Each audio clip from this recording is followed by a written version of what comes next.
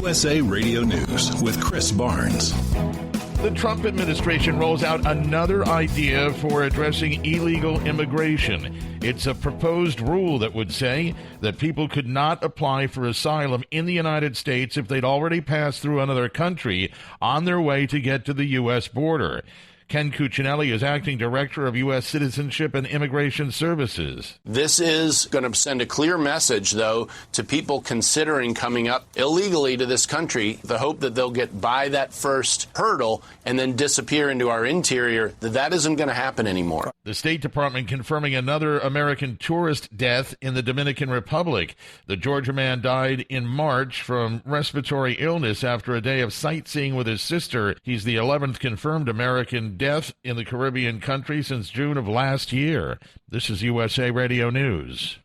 Democratic presidential candidate Joe Biden's just released his health care plan, seen as an expansion of Obamacare that would provide a public option for people to buy into. I believe we have to protect and build on Obamacare. That's why I proposed adding a public option to Obamacare.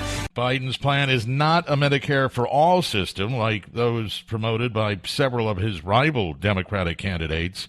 ICE raids are still expected to happen this week in some U.S. cities, but they seem to have fizzled yesterday when they were expected to start in earnest.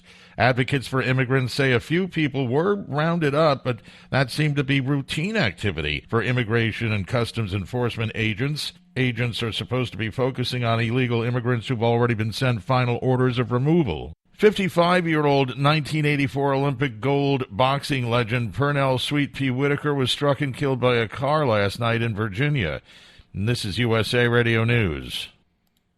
New York utility company Con Edison is saying that it could take weeks to find out the cause of the massive power outage that left about 72,000 customers in the dark on Saturday night. The utility had crews out on Sunday investigating, but there's been no word of a possible cause at this point, except that a transformer exploded and burned. New York City Mayor Bill de Blasio saying it was not the result of an act of terrorism, excessive electrical use, or a cyber attack.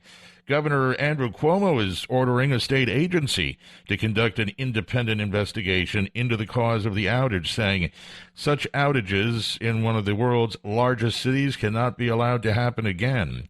A New Jersey police officer who was lucky to be alive in April is now lucky to not be in jail. Matthew Ellery was on duty behind the wheel of his police vehicle when he shot heroin and almost died of an overdose.